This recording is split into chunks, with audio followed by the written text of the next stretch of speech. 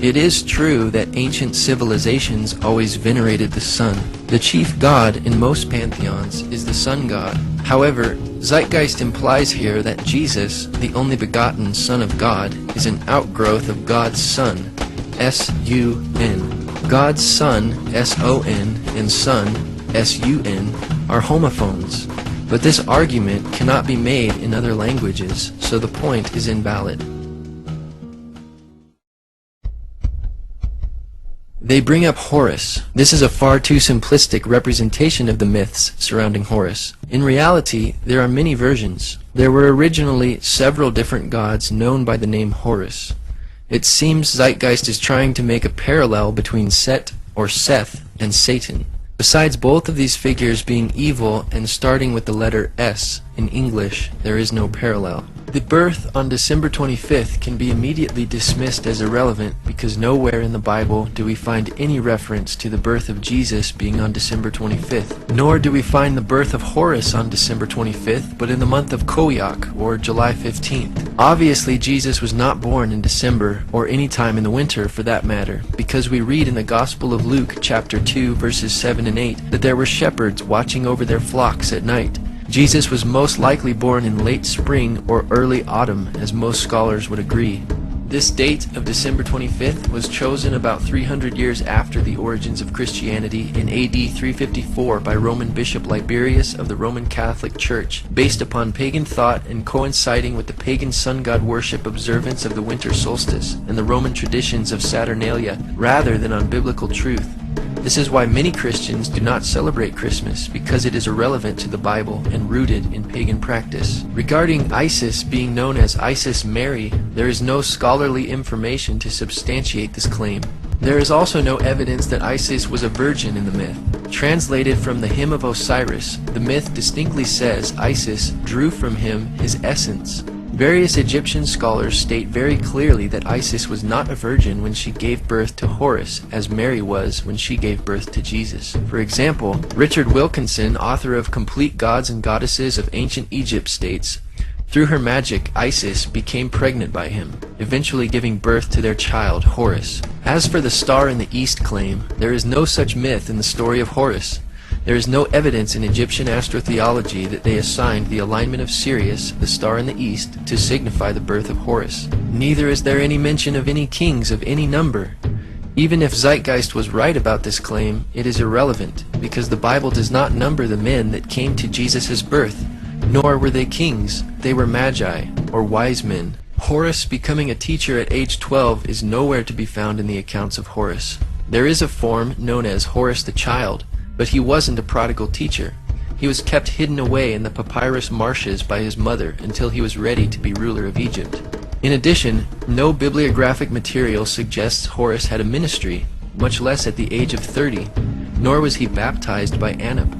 The character Anub, which is also known as Anubis or Anpu, means royal child and is usually depicted as a jackal-headed or wild dog-headed man. Anubis was the lord of embalming, and through this is connected with incense and perfumery, but not baptism. Neither are there any statements to the effect that Horus had 12 disciples. Mention of Horus's followers are in the translation of the Liturgy of Funeral Offerings, the fourth ceremony. Actually, Horus had 4 followers called Hiru Shemsu. There is another reference to a group of 16 followers of Horus known as Mesnui, or blacksmiths. While 16 minus 4 is 12, this cannot be the intention of Zeitgeist.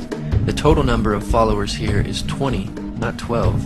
In regard to performing miracles, there was some magic associated with Horus, but this is with Horus the Child, not with Horus the Elder or his adult forms. Horus on the crocodiles was a common manifestation of the importance of Horus in healing ritual. The power of this healing seems to come from his mother Isis, who is indeed the goddess of immense magical power. It is not unusual, though, to find reference to miracles in reading any ancient or modern-day literature.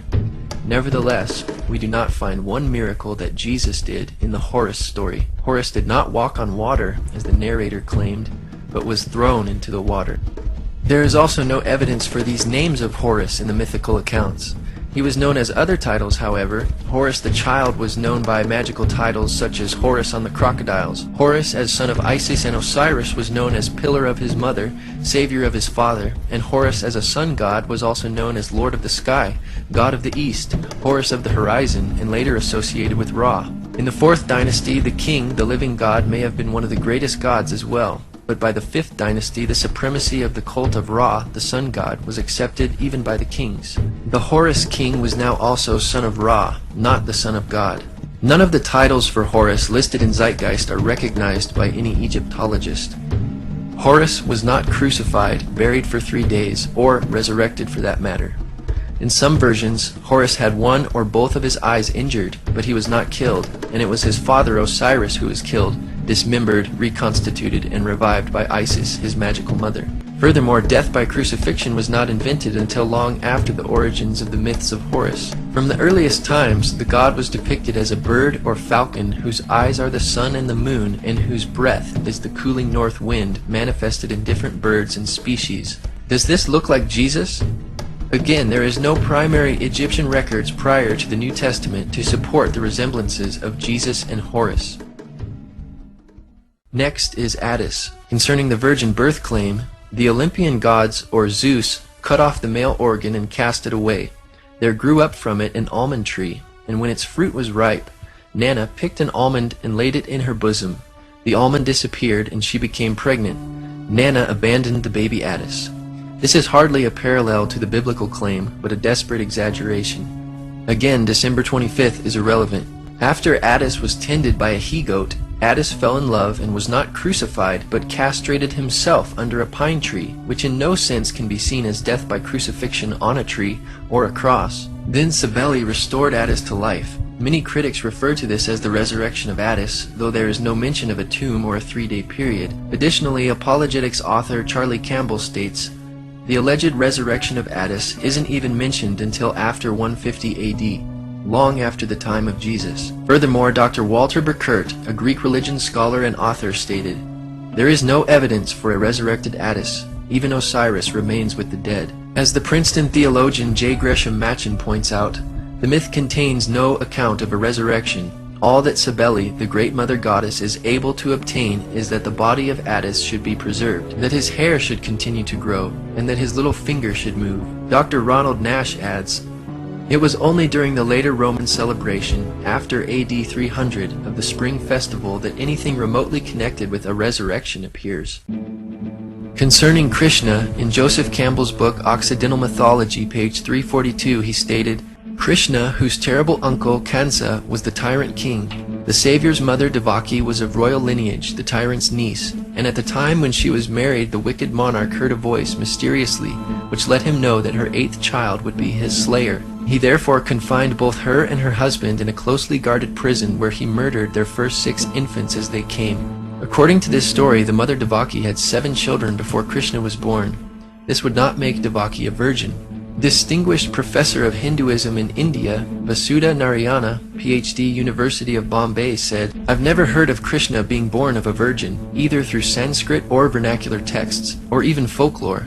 And born on December 25th, wow. The text says explicitly he was born on the 8th day of the waning moon in the month that now comes between approximately August 15th and September 14th. I can't imagine why people would sit back and cook up all these conspiracies. The only mention of stars in Krishna's birth within Hindu literature is in the Bhagavata Purana, chapter 10, 3, 1-5. Then there was the supreme hour, all auspicious and most suitable, with the constellation of Rahini rising, and all the stars and planets in a favorable position. Everywhere was peace. The multitude of stars twinkled in the sky, and cities, towns, pasturing grounds, and mines were at their best. The minds of the saintly oppressed, as they had been by the Asura, Kamsa and his men, turned perfectly contented when in that situation the kettle drums together resounded with the unborn one to be born. Twinkling stars in the sky are far from the biblical account of a star in the east signaling Jesus' birth. In the film Zeitgeist, author Edward Carpenter is cited for providing this information on Krishna's supposed miracles and resurrection. Carpenter, in his book Pagan and Christian Creeds, stated, to go into the parallelism of the careers of Krishna, the Indian sun god, and Jesus would take too long, because indeed the correspondence is so extraordinarily elaborate. He then cites Robertson's Christianity and Mythology as a reference. Then Robertson transcribes the outline of the well-known Krishna saga as follows. The son of Devaki, the two brothers grew up in the midst of the shepherds, slaying monsters. Arrived at adolescence, the two brothers put to death Kamsa, and Krishna became king. He continued to clear the land of monsters. After having been present at the death of his brother, he himself perished, wounded in the heel by the arrow of a hunter. Thus we read in the well-known Krishna saga that there is no virgin birth, no star, and no miracles. The comparisons are not so extraordinarily elaborate after all. Robertson also stated, the case in favor of the assumption of Christian priority has been in a general way strengthened by the precise investigation of Hindu literature, which has gone to show that much of it, as it stands, is of far later redaction than had once been supposed. Thus, Zeitgeist cites Carpenter, and Carpenter cites Robertson, who admits that Hindu literature is of much later publication than previously assumed, and therefore any similarities between Christianity and Hinduism were borrowed by the Hindus and not vice versa. In the long Indian epic poem, the Mahabharata, Book 16, there is an account of the death of Krishna. It reads, having restrained all his senses, speech, and mind, Krishna laid himself down in high yoga. A fierce hunter of the name of Jara then came there, desirous of a deer. The hunter, mistaking Krishna for a deer, pierced him at the heel with a shaft and quickly came to the spot for capturing his prey. Coming up, Jara beheld a man dressed in yellow robes, wrapped in yoga, and endued with many arms. Regarding himself an offender, and filled with fear, he touched the feet of Krishna. The high-souled one comforted him, and then ascended upwards, filling the entire welkin with splendor. Krishna died and ascended, but there is still no resurrection, as claims Zeitgeist. It's hard to imagine how this blue Indian man could be mistaken for Jesus, or a deer for that matter. The only similarity we have here is an ascension, which is not even mentioned in Zeitgeist. Even if you do want to take Zeitgeist's premise that the ascension account might have been borrowed, then who borrowed from who? The earliest testimony for the complete text of the Mahabharata dates to the 1st century AD by the Greek sophist Dion Chrysostom. The available accounts of Dionysus' birth indicate that Dionysus was not born of a virgin. In the best-known myth, Dionysus was born through an affair between Zeus and a princess. In another version, Zeus mated with his daughter Persephone, and she bore Dionysus. Dr. Edwin Yamauchi, professor of history at Miami University, confirms there is no evidence of a virgin birth for Dionysus.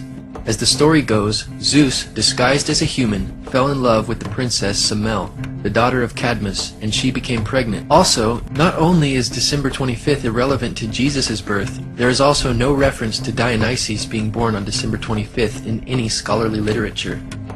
Even some of Zeitgeist's sources, Timothy Freke and Peter Gandy, note that Dionysus' birth was celebrated on January 6th by some in Alexandria, which makes it of no relevance for copycat claims. Indeed, Dionysus was a traveling teacher. At any rate, this is a vague similarity that could be found in most ancient and modern literature concerning any figure with a message to share with others. But there are differences as well. Dionysus wandered the world accompanied with wild women, flushed with wine, shoulders draped with fawn skin, whereas Jesus traveled the limited area surrounding Jerusalem, providing moral teachings. Though there are accounts of Dionysus filling empty vessels with wine, there is no reference to Dionysus turning water into wine, as Zeitgeist claimed. And it is not surprising that Dionysus performed miracles involving wine, since he was the god of wine. One historical study explains, the ancient literature says that there was a spring with clear, sparkling, wine-colored water, very pleasant-tasting water in which the newly born Dionysus was bathed. Also, a spring in the temple flowed with wine. At Elis, the priests of Dionysus placed 3 large empty cauldrons in a sealed room to find them filled with wine when they returned the next day. However, from these references it is obvious that there are significant differences between the Dionysus legend and the story in John 2. The spring flowed with water, and the one at Andros flowed with wine, not wine that had once been water. And the empty cauldrons in the Elis temple were filled with wine rather than water subsequently changed into wine. Key elements in John's story. These differences have convinced most scholars that John or his tradition is not dependent on the Dionysus legend for this story. Research professor Dr. Donald A. Carson wrote, older attempts to interpret this sign as a Christianized version of the Dionysus myth or of related stories have largely been abandoned in the light of evidence that the alleged parallels are wholly inadequate. Zeitgeist's source for these titles of Dionysus, Acharya S., only says he was considered the only begotten son, Alpha and Omega, etc., not that he actually was known by these titles. She has absolutely no source for the title King of Kings, which is a generic term in the first place, and secondly does not even suit Dionysus, since Zeus was the head god according to mythology. Nor does the title Only Begotten Son suit Dionysus, since Zeus had several offspring including Athena, Apollo, Artemis, Hermes, Persephone, Dionysus, Perseus, Heracles, Helen, Minos, and Muses. James Frazer, author of The Golden Bough, is cited in Zeitgeist for this claim of the resurrection. With such an array of options, it may be no surprise that at least one variation bears a superficial resemblance to what happened to Jesus. Still, this vague description does not match with the Jewish concept of resurrection. You're going to have to give me a date for the earliest inscription, because Dionysus, I don't know anybody who thinks Dionysus is pre-Christian, not the resurrection portion. Okay, well, all I can tell you is that the myth is that he is torn apart by the Titans, eaten, and he is raised from the dead.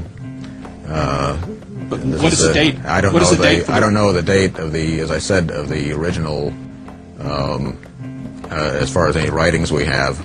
But I know that with the myths, the Greek myths, most of our Greek myths, we do have from later collections, except we know they were told earlier because we have the vase paintings depicting them going way back in time. But the question is there a resurrection? And since we don't have any resurrection predating the 2nd century all the way to the 4th century, are the earliest ones, 2nd to 4th, we can say, well, maybe there's a resurrection there, but there's no data. Even Tim Callahan, the skeptic you just saw defending Dionysus, admits there is no crucifixion. Even the skeptic Tim Callahan critiques the movie Zeitgeist, saying, "Perhaps the worst aspect of Part 1 of Peter Joseph's internet film Zeitgeist is that some of what it asserts is true. Unfortunately, this material is liberally and sloppily mixed with material that is only partially true, and much that is plainly and simply bogus. The evidence for Jesus as a real historical personage, though meager, is solid." Mithra is the only one of these pagan gods mentioned that could have conceivably come in contact with Christianity. As the late Dr. Ronald Nash puts it, Mithra was supposedly born when he emerged from a rock. Unless this rock was a virgin, there is no virgin birth for Mithra. For the last time, December 25th is irrelevant to origins. The claim of Mithra having 12 disciples comes from Zeitgeist sources, Acharya S., Timothy Freak, and Peter Gandy, yet there is no documentation for this claim in their books. Acharya S., Timothy Freak, and Peter Gandy now acknowledge that they got this idea of 12 disciples from a scene where Mithra is framed by 2 vertical rows of 6 pictures of what seems to be human figures and Mithra in the middle. The reliefs come from the 2nd century AD. Even if these reliefs were dated prior to Christianity, the Iranian Mithras had a single companion, and the Roman Mithra had 2 helpers, which were tiny torch-bearing likenesses of Mithra himself. Mithra also had a number of animal companions, a snake, a dog, a lion, a scorpion, but not 12 of them. Mithra did perform a number of actions rather typical for any deity worldwide, true or false, and in both his Iranian and Roman incarnations. It must be remembered, however, that some general similarities would normally apply to any religious leader. However, these are not objects that require some theory of dependence. Besides, the mysteries were not practiced until the 1st century AD, and Mithraism reached the height of its popularity around the 3rd and 4th centuries, when it was particularly popular among the soldiers of the Roman Empire. But that rules out the possibility of influence on Christianity. In his book, Image and Value in the Greco-Roman World, Richard Gordon writes that there is no death of Mithras, and thus there is no resurrection of Mithra, nor is there a 3-day burial. Zeitgeist sources, Freak and Gandy, claim that the Mithraic initiates enacted a similar resurrection scene, but their only reference is post-Christian, Tertullian's Prescription Against Heretics, chapter 40, which is also quoted in the Zeitgeist Addendum.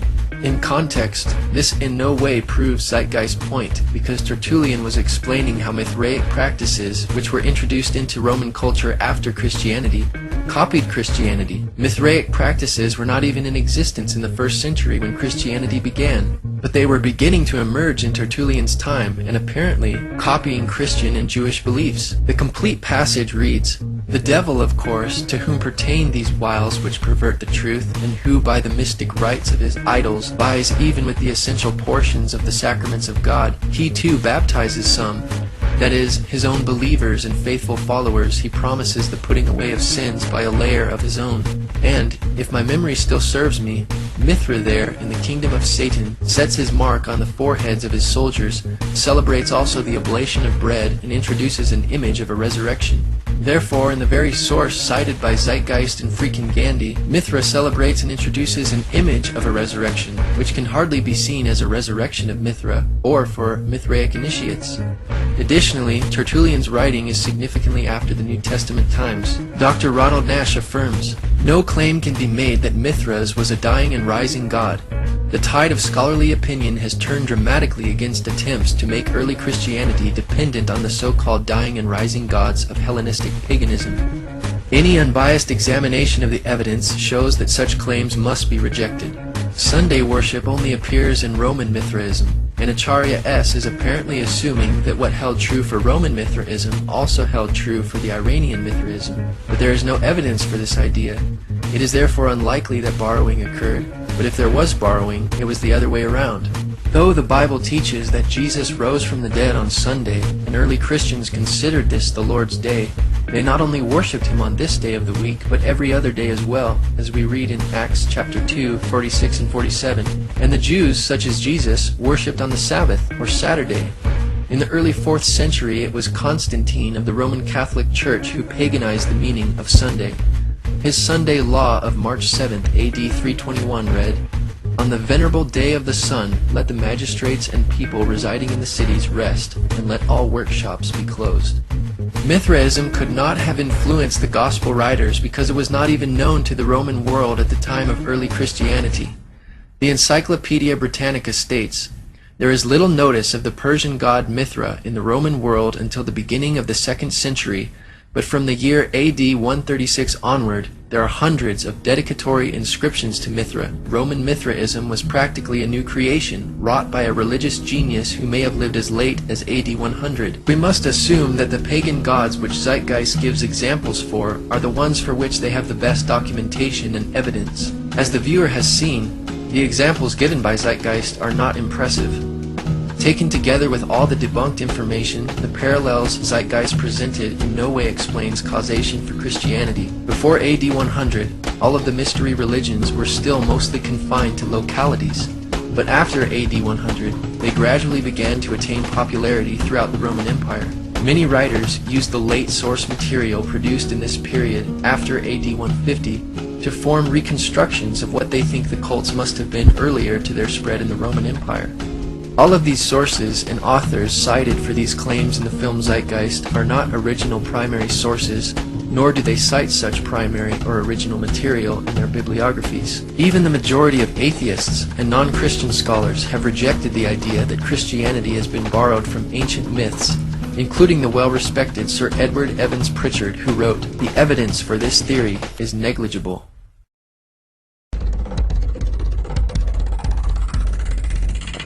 First of all, the birth sequence is completely astrological. The star in the east is Sirius, the brightest star in the night sky, which, on December 24th, aligns with the 3 brightest stars in Orion's belt. These 3 bright stars in Orion's belt are called today what they were called in ancient times, the 3 kings. And the 3 kings and the brightest star, Sirius, all point to the place of the sunrise on December 25th. This is why the 3 kings follow the star in the east, in order to locate the sunrise, the birth of the sun. Once again, even if you were to label the 3 stars in Orion's belt the 3 kings, it would be irrelevant to the Bible, as is December 25th irrelevant. Though the Magi, not kings, presented 3 gifts, nowhere do the Bible writers make an issue of there being 3 of them in number. Apparently, it was insignificant to the Gospel writers, and so it is to us as well. This entire astrological premise is problematic. Not only does Sirius align with the 3 stars in Orion's belt 365 days a year, and not only in December, but they are more or less aligned to the sun for almost all of the winter months. There is nothing at all special about December 25th. In fact, it is by December 25th that Orion is almost totally below the horizon. It would be much more accurate of Zeitgeist if this event was said to happen a month or so earlier. The Virgin Mary is the constellation Virgo, also known as Virgo the Virgin. Virgo in Latin means virgin. Virgo is also referred to as the house of bread, and the representation of Virgo is a virgin holding a sheaf of wheat. This house of bread and its symbol of wheat represents August and September, the time of harvest. In turn, Bethlehem in fact literally translates to house of bread. Bethlehem is thus a reference to the constellation Virgo, a place in the sky, not on earth. Bethlehem indeed means house of bread.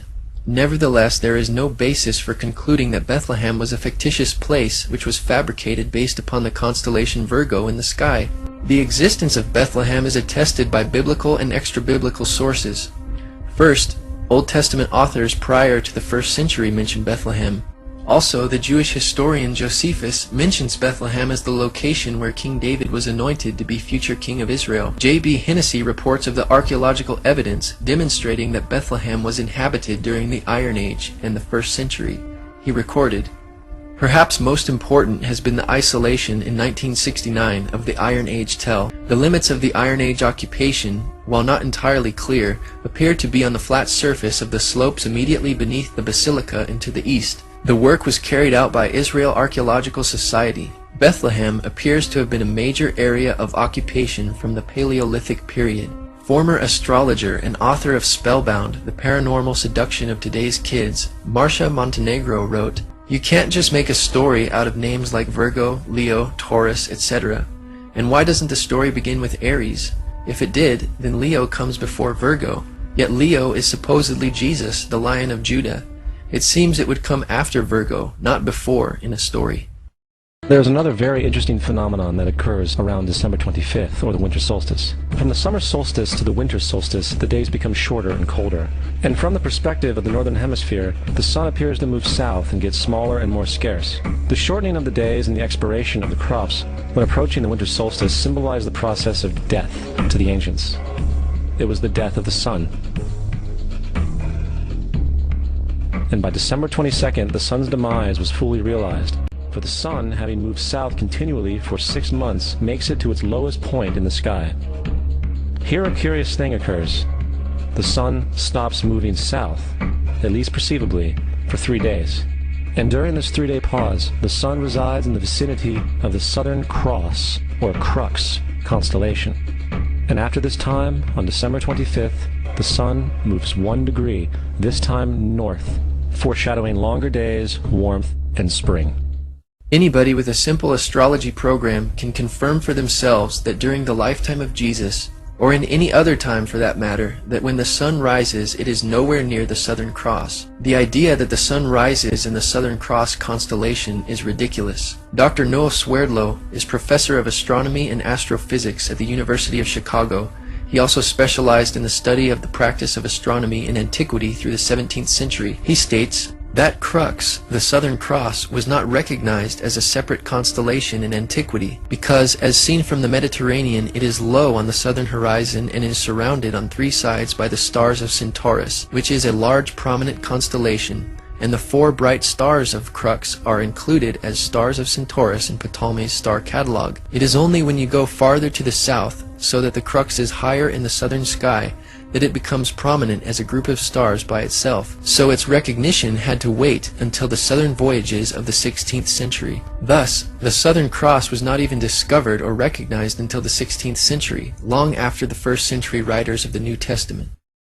And thus it was said, "The Son died on the cross, was dead for 3 days, only to be resurrected or born again." Christians have never said anything like this, that the Son, S-U-N, died on the cross. Maybe Peter Joseph wants us to think ancient religions said this, but they did not either, and there is likewise no reference or source for such a saying. Now, probably the most obvious of all the astrological symbolism around Jesus regards the 12 disciples. They are simply the 12 constellations of the zodiac, which Jesus, being the sun, travels about with. The source for this claim is author and skeptic Acharya S., who alleges the sun's followers or disciples are the 12 signs of the zodiac through which the sun must pass. But Jesus did not pass through his 12 disciples in any fashion similar to the zodiac. If the Bible was based off the zodiac, we would expect to see the similar movement of Jesus through the disciples. Furthermore, the 12 disciples were most certainly assigned by Jesus because of the 12 tribes of Israel, which Zeitgeist also alleges is symbolic of the zodiac. But the book of Genesis was written approximately in 1000 BC and contains the story of the 12 tribes of Israel, which would have occurred even earlier. The division into the 12 zodiacal signs did not occur until the Babylonians made the divisions in the 5th century BC. Therefore, reading astrology into the 12 tribes upon which the apostles of Jesus were based is impossible, because the 12 tribes existed long before the division of the 12 signs of the zodiac. Astronomer J. Pasakoff confirms, the Babylonians divided the zodiac into 12 constellations in the 5th century BC. So the only evidence that remains for this claim is the number 12. If we want to accept their allegations on this, however, we also need to accept that Dunkin' Donuts is owned by an astrologer, since you get a discount when you buy a dozen donuts. Grocery stores are also owned by astrologers, since they sell you eggs by the dozen. Even our legal system must be influenced by astrology, since there are 12 jurors. Unlike fictitious myths and legends associated with astrology, we have much historical evidence that the 12 apostles were indeed real historical people. For example, in 95 AD, Clement wrote, Peter, through unrighteous envy, endured not one or two, but numerous labors, when he had at length suffered martyrdom, departed to the place of glory due to him. In fact, the number 12 is replete throughout the Bible. First of all, Zeitgeist stacks this list of 12s by repetitions to make it look more impressive than it actually is. The 12 tribes of Israel, 12 sons of Jacob, and 12 great patriarchs are all the same 12. There is no difference. There are 12 judges of Israel if one was to count, but the Bible never makes any issue or significance out of it. There are actually 17 Old Testament prophets, not 12. Zeitgeist missed this figure by 5. One can only wonder where they got the idea of there being 12 kings of Israel. If referring to the northern kingdom of Israel, there were 19 kings, and there were also 19 kings in the southern kingdom plus 1 queen. This is not including the 3 kings of Israel before the kingdom was divided. If you add these numbers together, you do not get 12. If you subtract, multiply, or divide these numbers, you cannot get 12. And no mention or reference is made in the Bible to 12 princes.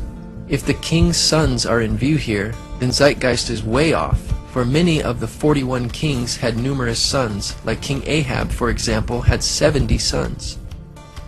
Coming back to the cross of the zodiac, the figurative life of the sun, this was not just an artistic expression or tool to track the sun's movement.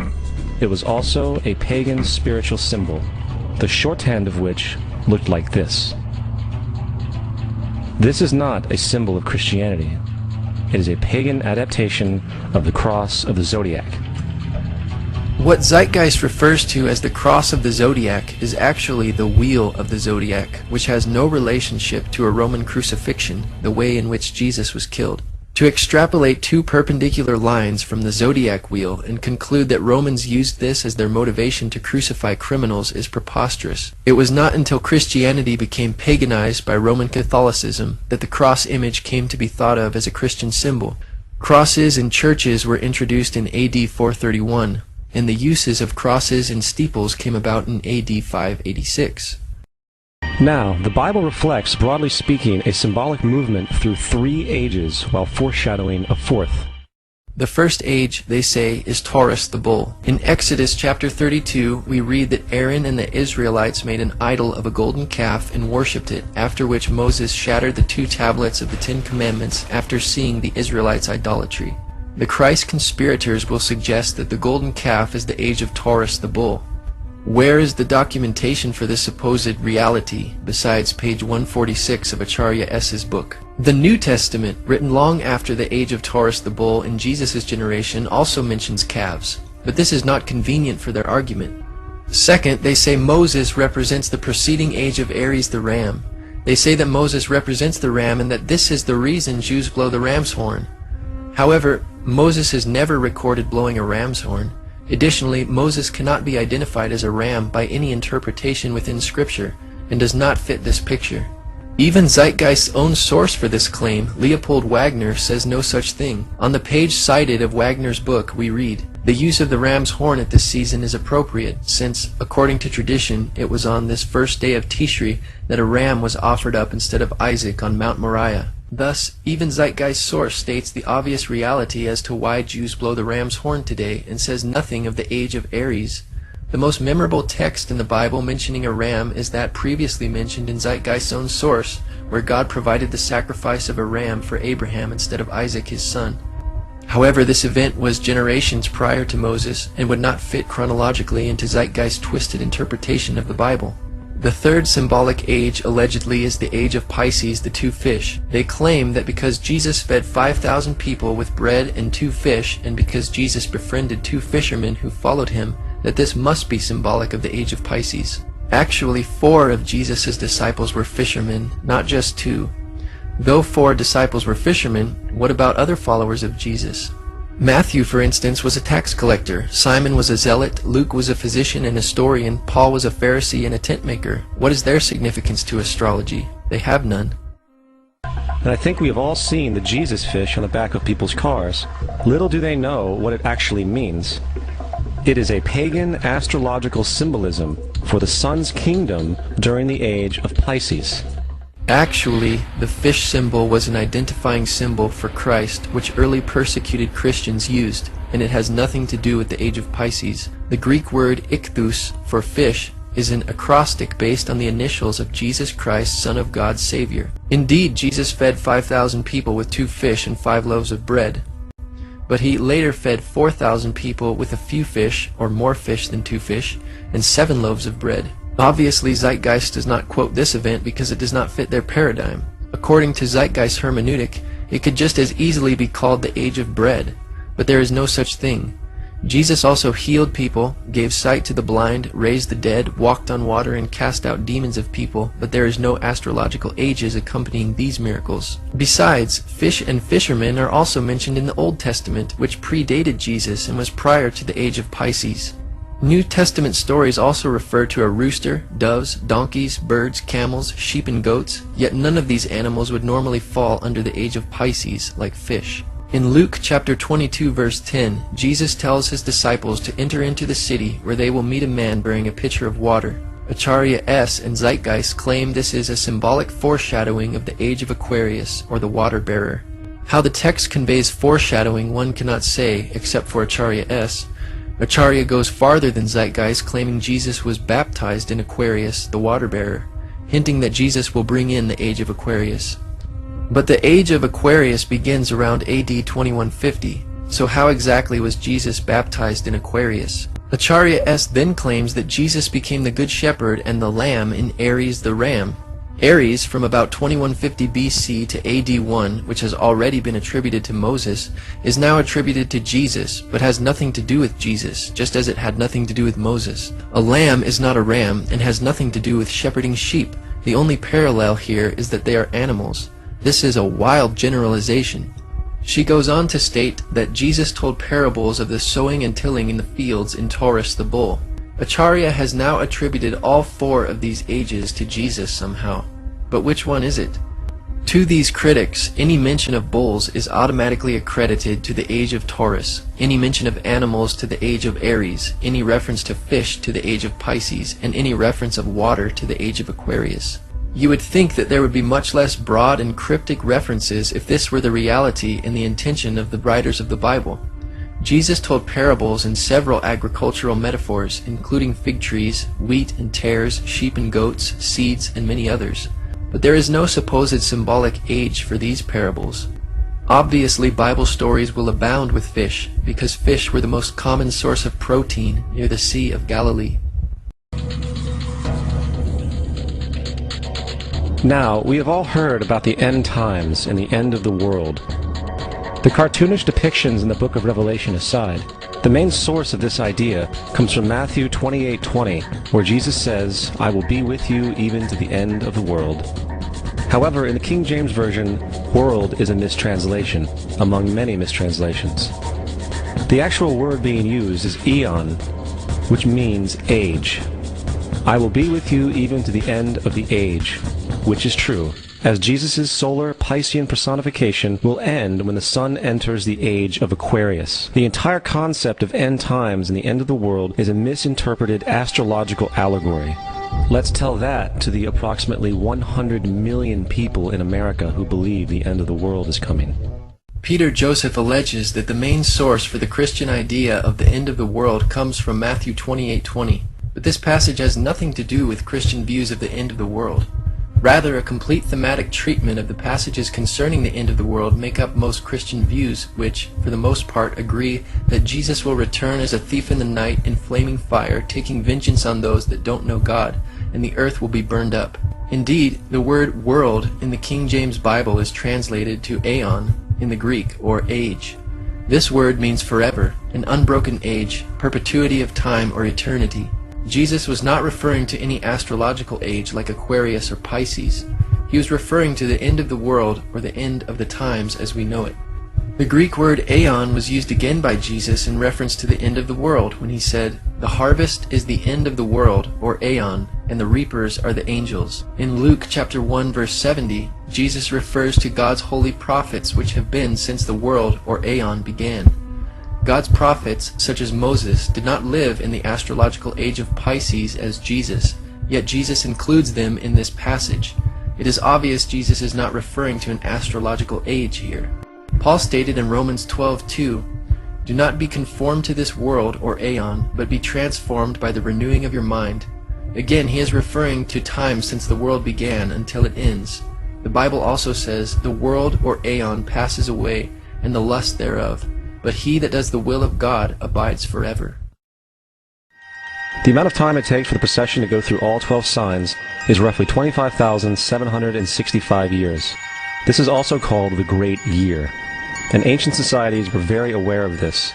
The narrator, Peter Joseph, makes sure to say that ancient societies were very aware of this, because Zeitgeist's whole premise and theory is dependent upon the ancients acknowledging the astronomical concept to which they refer. However, modern astrological beliefs are not identical to the ancient astrological beliefs, and Zeitgeist's argument regarding the various astrological ages is irrelevant. Historian of science and winner of the Genius Award from the MacArthur Foundation, Dr. Noel Swerdlow's response to Acharya's claims in Zeitgeist are as follows. In antiquity, constellations were just groups of stars, and there were no borders separating the regions of one from the region of another. The modern ideas about the age of Pisces or the age of Aquarius are based upon the location of the vernal equinox in the regions of the stars of those constellations. But the regions, the borders between those constellations, are a completely modern convention of the International Astronomical Union for the purpose of mapping, and never had any astrological significance. I hope this is helpful, although in truth what this woman is claiming is so wacky that it is hardly worth answering. So when this woman says that the Christian fish was a symbol of the coming age of Pisces, she is saying something that no one would have thought of in antiquity, because in which constellation of the fixed stars the vernal equinox was located was of no significance, and is entirely an idea of modern, I believe 20th century astrology. The borders of constellations between, say, Aries, Pisces, and Aquarius are modern conventions of the International Astronomical Union, and there is nothing ancient about them. The Bible is nothing more than an astrotheological literary hybrid, just like nearly all religious myths before it. Most people with a basic knowledge of the Bible would immediately see the fallacies and contradictions in these arguments. For example, the Bible and Jesus are clearly not hidden allegorical prescriptions for sun and star worship, because in Genesis chapter 1, God created the sun, moon, and stars. A further distinction is in Deuteronomy chapter 4, where God specifically forbids the Israelites to worship the sun and stars as the Egyptians did. Through the prophet Isaiah, God mockingly asked if the stargazers could actually protect those who follow them from the real power and maker of the universe. In the book of the prophet Ezekiel, God showed to Ezekiel in a vision 25 men of Judah in the inner court of the temple worshiping the sun rather than God. God considered this an abomination. Additionally, in 2 Kings chapter 23 verse 5, the priests who burned incense to the sun, to the moon, and to the planets were called idolatrous priests. Not one of these scriptures are referenced in Zeitgeist, because it would destroy their argument, distinguishing clearly between the celestial bodies and the creator of them. The origin of Christianity arose out of Judaism, which denounced these practices all throughout the Old Testament. In the Old Testament, there is the story of Joseph. Joseph was a prototype for Jesus. Joseph was born of a miracle birth. Jesus was born of a miracle birth. Joseph was of 12 brothers. Jesus had 12 disciples. Joseph was sold for 20 pieces of silver. Jesus was sold for 30 pieces of silver. Brother Judah suggests the sale of Joseph. Disciple Judas suggests the sale of Jesus. Joseph began his work at the age of 30. Jesus began his work at the age of 30. The parallels go on and on. Here, Zeitgeist's case is very misleading. Though God opened Rachel's womb, it's difficult to consider the birth of Joseph a miracle birth like that of Jesus, who was divine and born of a virgin. Indeed, Jesus had 12 disciples, but Joseph only had 11 brothers. There is no parallel. Though Judah suggested the sale of Joseph, it was Midianite merchantmen that sold Joseph to the Ishmaelites as a slave.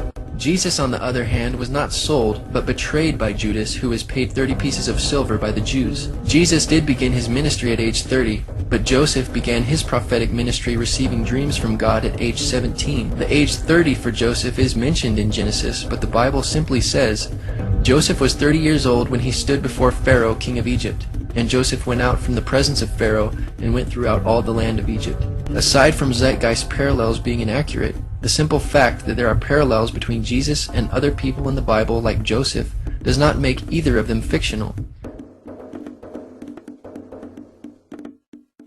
Inscribed about 3,500 years ago on the walls at the Temple of Luxor in Egypt are images of the Annunciation, the miracle conception, the birth, and the adoration of Horus. The images begin with Thoth announcing to the Virgin Isis that she will conceive Horus, then Neph, the Holy Ghost, impregnating the Virgin, and then the virgin birth and the adoration. This is exactly the story of Jesus' miracle conception. This is taken directly out of the pages of The Christ Conspiracy by Acharya S. However, Richard C. Carrier responded, "Since I am an atheist, and since I have formal experience in ancient history, the following should hold some authority with skeptics. The Luxor inscription does not depict impregnation by a spirit, but involves very real sex, and the woman involved is the mythical queen of Egypt in an archetypal sense, not Isis per se. Several things are very clear from the written narrative. The adoration scene only involves important state officials, not kings or magi. Understanding their background and cultural and historical context is helpful and necessary, but it doesn't lead to any plagiaristic scandal of the sort Acharya S. wants there to be." In regard to the inscription and Zeitgeist interpretation, researcher Keith Thompson contacted John Baines, professor of Egyptology at Oxford University, who stated, "The reliefs you mentioned show the conception and birth of the future king after the creator god. Amun-Ra has taken on the form of the existing king to impregnate the queen. There are links, but they are very far apart. Your source is a very long way off that, and several of the statements it makes are wrong." Dr. Janet Johnson, professor of Egyptology at the University of Chicago, stated, "The scene showing the god Amun visiting the queen mother to impregnate her with the future ruler, in this case Queen Hatshepsut, a Christian interpretation just doesn't work." When contacted about the film Zeitgeist, Victor Blunden of Universities of Manchester and Liverpool and of Ancient Egypt magazine said, "I have heard mention of this film before, and though I haven't seen it myself, I understand that it contains many misinterpretations and distortions of the actual Egyptian textual and relief material to get its message across. Egyptian kings were believed to be semi-divine beings, the son of an Egyptian god by a human mother. Thus the relief refers to the king Amenophis III and not to Horus, though kings could sometimes be said to be the incarnation of the gods, due to another Egyptian myth. This is where the confusion may have come in. The reliefs actually refer to the conception of the king, showing he was born of a human mother, the queen of Egypt, by the god Amun. It was not seen as an immaculate conception, as the queen was impregnated by the god Amun. This is not the virgin Isis, but the queen of Egypt depicted, and by this time she was not a virgin as she had sex. The second scene clearly shows a pregnant Queen Matumuya standing between the two Egyptian gods. The scene generally shows the baby infant being presented to the other Egyptian gods and finally being presented to the god Amun, who acknowledges that the child is his true son. Thus the interpretation of this scene by the film Zeitgeist appears totally wrong, as it imposes Christian values interpretations on a typical scene showing the divine conception of an Egyptian king. The god Horus is not mentioned here. Isis is not depicted, as far as I can see. There are no three kings or magi bearing gifts, which is total fabrication and quite out of context in the Egyptian myth. Scholars disagree with Zeitgeist, which in this case quotes Gerald Massey as their source. a self-taught Egyptologist and practicing Druid. Zeitgeist flashes a long list of quote-unquote staggering claims faster than the viewer can even read them all. If the movie is slowed down, however, we notice that many of these claims were mentioned earlier and thoroughly refuted in the Horus section. Not only are most of these similarities wild conjectures, many of them are not even in the Bible. Actually, the list appears exactly as seen in Zeitgeist with no sources whatsoever in the appendix of Gerald Massey's book, Ancient Egypt, The Light of the World. For example, they say, the two mothers of child Horus, who were sisters, equals the two mothers of child Jesus, who were sisters. Nowhere does the Bible even allege that Jesus had two mothers. Zeitgeist and Massey claim that Joseph, Mary, and Jesus are said to be the Christian Holy Trinity, but the Bible very clearly speaks of the Father, Son, and Holy Spirit as the Holy Trinity. There is also references completely foreign to the Bible, such as a scribe named Hermas, Jesus as the bearded Sophia, Charis, the female Christ, and Jesus speaking brutally to his mother. They say there are 7 gifts of the Holy Spirit. Actually, there are more than 7 in the Bible. Then they mention the 7 doves of the Holy Spirit, which is also completely alien to the Bible. Not only are these Egyptian Christian parallels far-fetched, but many of them are not even found in the Bible. The concept of the Great Flood is ubiquitous throughout the ancient world, with over 200 cited claims in different periods and times. However, one need look no further for a pre-Christian source than the Epic of Gilgamesh, written in 2600 BC. This story talks of a great flood commanded by God, an ark with saved animals upon it, and even the release and return of a dove, all held in common with the biblical story, among many other similarities. The many similarities between the flood account in the Epic of Gilgamesh and the biblical account in Genesis point to a common source, but there are also significant differences. While Moses lived long after the flood and wrote Genesis around 1450 to 1410 BC, he was acting as the editor of much older sources. Unlike the Epic of Gilgamesh, God gave Noah specific instructions mentioning real historical landmarks in Genesis 10:19. Many cultures throughout history have repeated the concept of a great flood. In the Genesis account, God gives Noah specific dimensions for the building of the ark, and this is the fashion which thou shalt make it of. The length of the ark shall be 300 cubits, the breadth of it 50 cubits, and the height of it 30 cubits. According to David Collins, a naval architect, not even a 210-knot wind, 3 times hurricane force, could overcome this structure which God commanded Noah to build. Contrast this to the boat in the Epic of Gilgamesh, which was a huge cube. The Epic of Gilgamesh reads, 10 dozen cubits the height of each of her walls, 10 dozen cubits each edge of the square deck. I laid out the shape of her sides and joined her together. I provided her with 6 decks, dividing her thus into 7 parts. It's difficult to imagine of a more ridiculous design for a ship. When examined with greater scrutiny, the worldwide flood legends, such as the Epic of Gilgamesh, do not compare to the historical Genesis account. Far from disproving the biblical account of the flood, the parallels between the Epic of Gilgamesh and the flood account in Genesis, along with many other parallels, history, lend credibility to the fact that a massive flood occurred just as the Bible describes, and other cultures have preserved the fact that there was indeed a great flood, as the Bible says. And then there is the plagiarized story of Moses. Upon Moses' birth, it is said that he was placed in a reed basket and set adrift in a river in order to avoid infanticide. He was later rescued by a daughter of royalty and raised by her as a prince.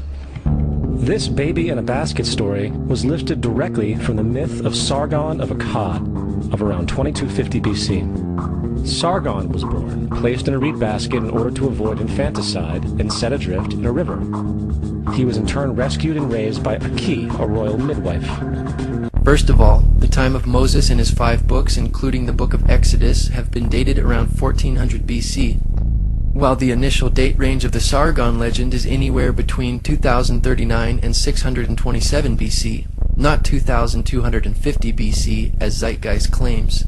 Brian Lewis's The Sargon Legend, published from the American Schools of Oriental Research, said that the Sargon story lacks any obvious grammatical, lexicographical, or philological feature that would allow a precise dating. Lewis offers the suggestion that the story was written in the reign of Sargon II, a much later king who was possibly a usurper, to legitimate his own rule. In favor of a late date of the Sargon story are Neo-Assyrian orthographic forms, idiomatic expressions attested only in a later period, and the mention of cutting roads with bronze or copper picks. In any event, there is no satisfactory reason to propose borrowing or fictionalization in either direction. Moses is known as the lawgiver, the giver of the Ten Commandments, the Mosaic Law. However, the idea of a law being passed from God to a prophet up on a mountain is also a very old motif. Moses is just another lawgiver in a long line of lawgivers in mythological history. In India, Manu was the great lawgiver. In Crete, Minos ascended Mount Dicta, where Zeus gave him the sacred laws, while in Egypt there was Meses, who carried stone tablets and upon them the laws of God were written. Acharya S. is our source that notes the similarities between Moses, Manu, Minos, and Meses. As usual, these claims cannot be supported by credible or primary sources. Acharya's source is Deceptions and Myths of the Bible by Lloyd Graham, published in 1991. This book is also a terrible reference which has no original source material. Even skeptic author Michael Lido, who originally used Graham's book, agrees. Graham's Deceptions and Myths of the Bible, I will concede, is a terrible source. Once I discovered how bad the source was, I had to edit the book prior to publishing. Regarding the Meses and Moses connection, the skeptic author Michael Lido says, I will not argue the Meses story. I do not like it myself. And as far as the Ten Commandments, they are taken outright from spell 125 in the Egyptian Book of the Dead. Spell 125, the earliest collection, dates from 1580 to 1350 BC. It is therefore reasonable to suggest that the Ten Commandments predate spell 125, given that the Pentateuch has been dated to belong to approximately 1400 BC. However, plagiarism cannot be proven in either direction. Perhaps it would be more relevant to note the major differences between the two. The Ten Commandments represent a concise, positive instruction from God to man and the life he should lead. Spell 125 represents a countless disarray of negative protests by the already dead. Throughout history, ancient civilizations have defined right and wrong, good and evil. Nevertheless, all modern and ancient societies have maintained some standard of law or code of which there is much overlap and similarities between variations throughout history. As the Apostle Paul wrote, For when the Gentiles, which do not have the law, do by nature the things contained in the law, these, not having the law, are a law to themselves, which show the work of the law written in their hearts, their conscience also bearing witness, and their thoughts the meanwhile accusing or else excusing one another. Justin Martyr, one of the first Christian historians and defenders, as far as he was concerned, the devil did it. The devil had the foresight to come before Christ and create his characteristics in the pagan world. Justin Martyr, the early Christian defender, was raised in a pagan home and was familiar with Greek philosophy. All these passages suggest that Justin Martyr is simply attempting to convince skeptical pagan audiences by parallels that would be familiar and communicable to them. He was also attempting to convince the Roman emperor that Christian teachings and claims were not that different from other religions that enjoyed Rome's protection, while Christians were being persecuted and killed for their beliefs. J. Gresham Machen, a New Testament professor at Princeton Theological Seminary, stated, When Justin Martyr refers to the birth of Perseus as a birth from or through a virgin, he is going beyond what the pagan sources contained. There seems to be no clear evidence that pagan sources used the word virgin as referring to mothers of heroes, mythical or historical, who are represented as being begotten by the gods. Zeitgeist claims that the devil had the foresight to come before Christ and create these characteristics in the pagan world is yet another obvious misinterpretation of the text. Justin Martyr wrote, From what has been already said, you can understand how the devils, in imitation of what was said by Moses, asserted that Proserpine was the daughter of Jupiter, and instigated the people to set up an image of her under the name of Korah. For as we wrote above, Moses said, In the beginning God made the heaven and the earth, and the earth was without form and unfurnished, and the Spirit of God moved upon the face of the waters. In imitation, therefore, of what is here said of the Spirit of God moving on the waters, they said that Proserpine, or Coral, was the daughter of Jupiter, and in like manner also they craftily feigned that Minerva was the daughter of Jupiter, not by sexual union, but, knowing that God conceived and made the world by the Word, they say that Minerva is the first conception, which we consider to be very absurd, bringing forward the form of the conception in a female shape. Hence, Justin did not argue that demons or the devil copied Christian beliefs beforehand as Zeitgeist claims. Rather, they copied the older Jewish beliefs and prophecies about Jesus found in the Old Testament. In another place, Justin says, "And these things were said both among the Greeks and among all nations, where they, the demons, heard the prophets foretelling that Christ would specially be believed in, but that in hearing what was said by the prophets, they did not accurately understand it, but imitated what was said of our Christ. Like men who are in error, we will make plain." If Zeitgeist wants to cite Justin Martyr as an historical reference, it cannot be denied that Justin knew these parallels were hardly parallels at all, because he affirms that the greatest distinction of Jesus, his crucifixion, was not copied by the pagan myths, as Zeitgeist alleges. He said, "But in no instance, not even in any of those called sons of Jupiter, Zeus, did they imitate the being crucified, for it was not understood by them, all the things said of it having been put symbolically." Justin also notes that no proof is offered for the Greek gods because they were mythical, but Jesus was a historical person. He says, "But those who hand down the myths which the poets have made produce no proof to the youths who learn them, and we proceed to demonstrate that they have been uttered by the influence of the wicked demons to deceive and lead astray the human race." Furthermore, is there any non-biblical historical evidence of any person living with the name Jesus, the son of Mary, who traveled about with 12 followers, healing people and the like? There are numerous historians who lived in and around the Mediterranean, either during or soon after the assumed life of Jesus. How many of these historians document this figure? Not one. However, to be fair, that doesn't mean defenders of the historical Jesus haven't claimed the contrary. 4 historians are typically referenced to justify Jesus' existence. Pliny the Younger, Suetonius, and Tacitus are the first 3. Unlike these mythical deities, the documentation for a historical Jesus is actually more compelling than the documentation for other ancient figures like Confucius and Buddha. Peter Joseph makes several false statements here. First of all, none of these historians mentioned were defenders of the historical Jesus.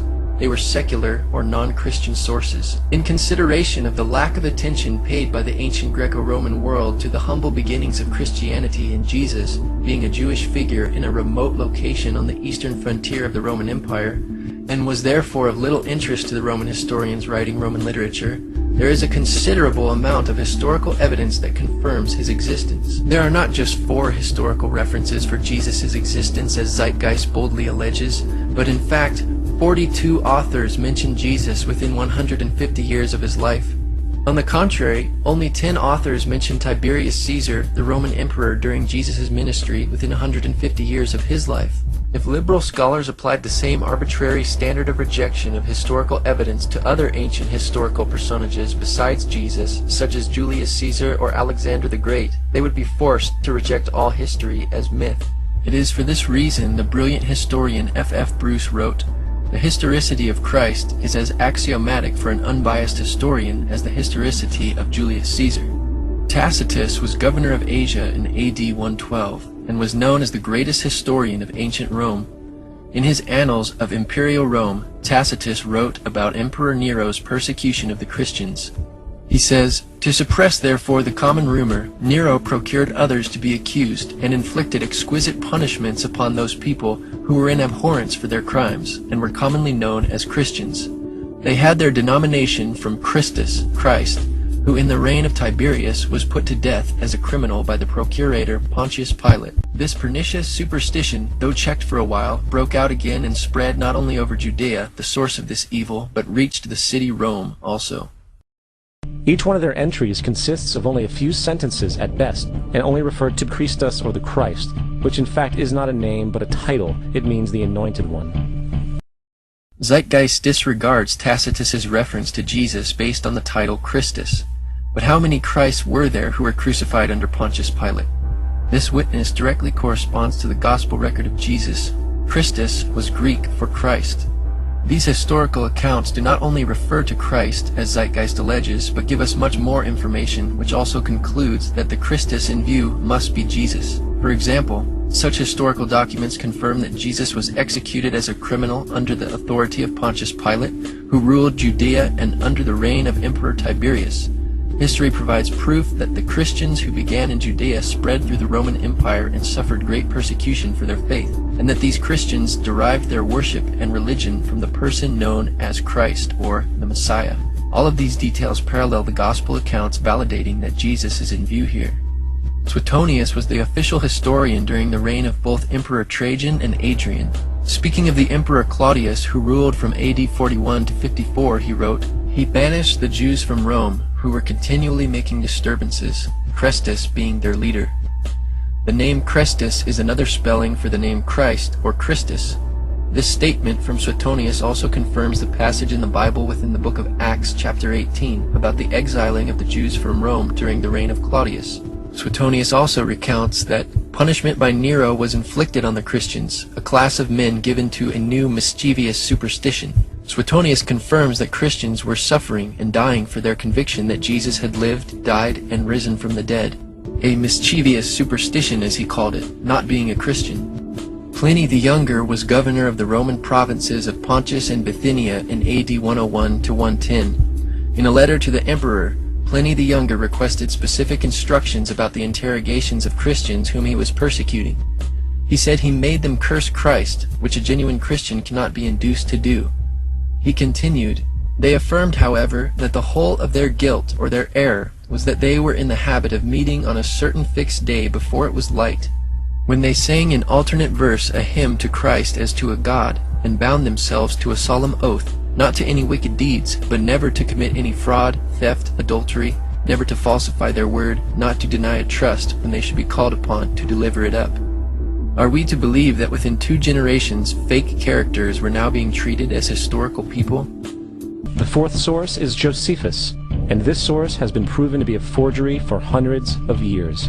Sadly, it is still cited as truth. Josephus, the Jewish historian, is known for historical works such as Jewish Antiquities, finished in AD 93 or 94. One passage reads, "Now there was about this time Jesus, a wise man, if it be lawful to call him a man, for he was a doer of wonderful works, a teacher of such men as received the truth with pleasure. He drew over to him both many of the Jews and many of the Gentiles. He was the Christ.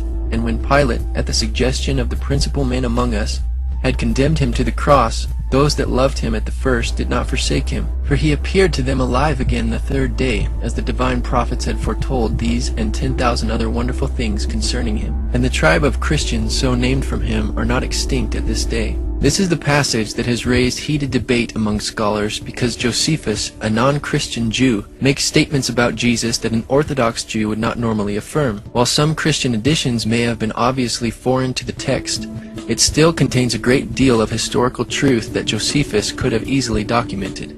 In fact, the vast majority of scholars do not dismiss the account as a forgery, as Zeitgeist alleges, but believe that Josephus did mention Jesus in this passage, but later insertions were made by a Christian scribe, hence the statements about Jesus that a non-Christian like Josephus wouldn't have made. But the style of Josephus is authentic. The term wise man, for example, is typical for Josephus's writings. Zeitgeist's accusation that this text is a forgery is an exaggeration. Moreover, there is another reference to Jesus in Josephus's work that is not disputed by scholars, proving that Jesus was an historical figure. He says, "But the younger Ananus, who, as we said, received the high priesthood, was of bold disposition and exceptionally daring. He followed the party of the Sadducees, who are severe in judgment above all the Jews, as we have already shown. As therefore Ananus was of such a disposition, he thought he had now a good opportunity, as Festus was now dead, and Albinus was still on the road. So he assembled a council of judges, and brought before it the brother of Jesus, the so-called Christ, whose name was James, together with some others, and having accused them as lawbreakers, he delivered them over to be stoned." So this great first-century non-biblical historian Josephus, writing just a little more than 50 years after Jesus' life and crucifixion, attests that Jesus had a brother named James, and was a real historical figure. You would think that a guy who rose from the dead and ascended into heaven for all eyes to see, and performed the wealth of miracles acclaimed to him, would have made it into the historical record. It didn't, because once the evidence is weighed, there are very high odds that the figure known as Jesus did not even exist. Again, there are not only 4 historical sources for Jesus' existence as Zeitgeist boldly claims, but 42 authors mention Jesus within 150 years of his life. We don't have time to quote them all. Expert on world religions, ancient Christianity, and church history, Robert E. Van Voorst says, "The theory of Jesus' non-existence remains effectively dead as a scholarly question." Again, Zeitgeist misinterprets the Bible, saying Jesus ascended into heaven for all eyes to see. The book of Acts chapter 1 describes Jesus' ascension in front of a very small group of people. To disregard or disbelieve his miracles and resurrection is one thing, but to claim that he never existed in the face of all the evidence is a premise rejected by even non-Christian historians and scholars. Richard Burridge and Graham Gould state that the questioning of Jesus' existence is not accepted by mainstream critical scholarship. Robert Van Voorst has stated, "The non-historicity thesis has always been controversial, and it has consistently failed to convince scholars of many disciplines and religious creeds. Biblical scholars and classical historians now regard it as effectively refuted." It was the political establishment that sought to historize the Jesus figure for social control. By 325 AD in Rome, Emperor Constantine convened the Council of Nicaea. It was during this meeting that the politically motivated Christian doctrines were established, and thus began a long history of Christian bloodshed and spiritual fraud. And for the next 1600 years, the Vatican maintained a political stranglehold on all of Europe, leading to such joyous periods as the Dark Ages, along with enlightening events such as the Crusades and the Inquisition. Regarding Constantine, Dr. Ben Witherington III writes, "What then did Emperor Constantine have to do with all of this process? Constantine ruled as Roman emperor from about AD 313 to 337. The truth of the matter is that he didn't take full control of the empire before 324, or very shortly before the Council of Nicaea. This fact alone should make evident that most theological issues, including those about Christ's nature, had taken a rather definite shape and trajectory before Constantine had anything to do with them. At the Council of Nicaea, Constantine seems to have favored Christ's true divinity, but he was no theologian, and it certainly wasn't he who wrote the Creed of Nicaea, nor can it be said that he determined the canon. Constantine mainly pronounced the benediction on the deliberations that had already been formulated. Zeitgeist is correct about the Roman Catholic Church's long history of bloodshed throughout the Dark Ages, the Crusades, and the Inquisition. However, these facts do not negate the credibility of Christianity, but rather demonstrate the sinfulness of man. Regardless of how later professing Christians behaved, Jesus taught his followers to love all people, including their enemies, and to remain peaceful with all people at all costs. Violence, bloodshed, and spiritual fraud in the name of Jesus does not come from the Bible, nor does the New Testament condone such events. But it came from the Roman Catholic Church. It was also the Roman Catholic Church that embraced pagan sun god worship. Anybody who reads the New Testament for themselves will see that violent Christians live contrary to what the Bible teaches, and are therefore not followers of Jesus at all. As presented earlier, there are numerous non-biblical historians who speak of Jesus. Thus it was not the political establishment that sought to historize Jesus. This is not to say that the Bible has not been perverted and taken out of context by the political elite for social control throughout history and even today. In the secret FEMA plan to use pastors as pacifiers in preparation for martial law, this debriefing tells pastors to help implement FEMA and Homeland Security directives.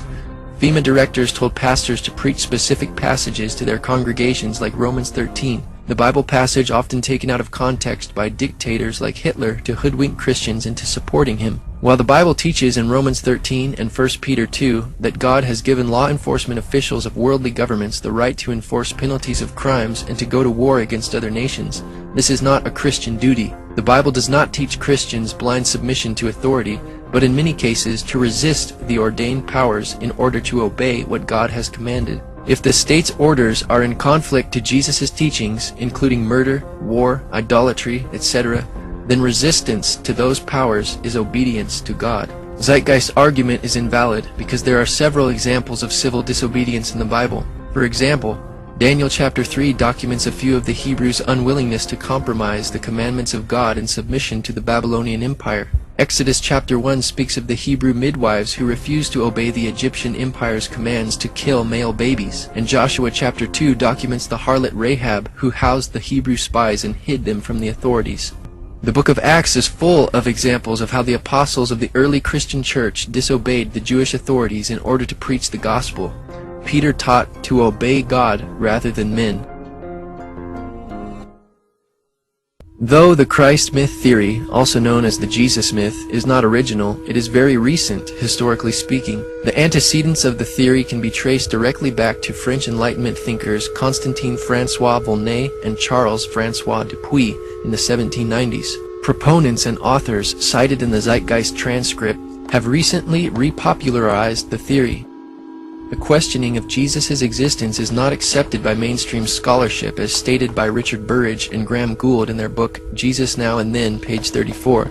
Michael Grant states on page 199 of his book Jesus, an Historian's Review of the Gospels, that the Jesus myth thesis fails to satisfy modern critical methodology and is rejected by all but a few scholars. Graham N. Stanton writes, "Today nearly all historians, whether Christians or not, accept that Jesus existed and that the Gospels contain plenty of valuable evidence which has to be weighed and assessed critically. There is general agreement that with the possible exception of Paul, we know far more about Jesus of Nazareth than about any 1st or 2nd century Jewish or pagan religious teacher." James Charlesworth sums it up, "No reputable scholar today questions that a Jew named Jesus, son of Joseph, lived. Most readily admit that we know a considerable amount about his actions and basic teachings." Jonathan Z. Smith, who contributed to the entry Dying and Rising Gods for the Encyclopedia of Religion, said, "The category of dying and rising gods, once a major topic of scholarly investigation, must now be understood to have been largely a misnomer based on imaginative reconstructions in exceedingly late or highly ambiguous texts. The category of dying and rising deities is exceedingly dubious. It has been based largely on Christian interest and tenuous evidence. As such, the category is of more interest to the history of scholarship than to the history of religions." Even liberal scholar Thomas Bosslooper acknowledges, "Contemporary writers invariably use only secondary sources to verify such claims. The scholars whose judgment they accept rarely produced or quoted the primary sources. Yet Zeitgeist and its sources continue to propagate this theory in spite of all the evidence." In Part 1 of the film Zeitgeist, nearly 200 sources are cited in the transcript. Yet many of these sources are used more than once, and none of them predate Christianity. For example, D.M. Murdoch, who also goes by the pen name Acharya S., is cited 29 times, and Gerald Massey is cited 30 times. The Bible is cited 22 times, almost always with erroneous conclusions. In fact, when the transcript for this film is examined in further detail, we see that less than 25% of these sources are original. Like the French Enlightenment thinkers, Sir James Frazer, cited 4 times in Zeitgeist, wrote The Golden Bough in 1890, when these mystery religions were still mysteries. It is from his work and others that Gerald Massey and Acharya S. get much of their information. However, Frazer's pioneering work has come under criticism by more recent scholars. When the newly accumulated archaeological and textual evidence is consulted, his ideas are no longer valid. Professor of History at Miami University, Dr. Edwin Yamauchi stated, "On the popular level, Sir James Frazer gathered a mass of parallels in his multi-volume work called The Golden Bough, which was published in 1906. He discussed Osiris of Egypt, Adonis of Syria, Attis of Asia Minor, and Tammuz of Mesopotamia, and concluded that there was a common rising and dying fertility god. Unfortunately, much of his work was based on a misreading of evidence." In 1970, John Allegro, another of Zeitgeist sources, wrote a book entitled The Sacred Mushroom and the Cross. He proposes that the earliest Christians were actually a secret cult group that used hallucinogenic mushrooms and utilized the name Jesus as a code word to avoid letting outsiders know about their secret activities. Allegro was criticized immediately by almost every major historical scholar. The Times newspaper of London printed a letter signed by 15 scholars in the Semitic languages who dismissed his conclusions, stating that it was not based on any philological or other evidence that they can regard as scholarly. And what about this amulet of Dionysus as a crucified figure pictured and dated 500 BC in Zeitgeist? Timothy Freak and Peter Gandy, cited 7 times in the film, feature a picture of the amulet on the cover of their book, The Jesus Mysteries. The Zeitgeist claim that this amulet dates back to 500 BC is a lie. Actually, the amulet dates centuries after the 1st century AD, after the establishment of Christianity.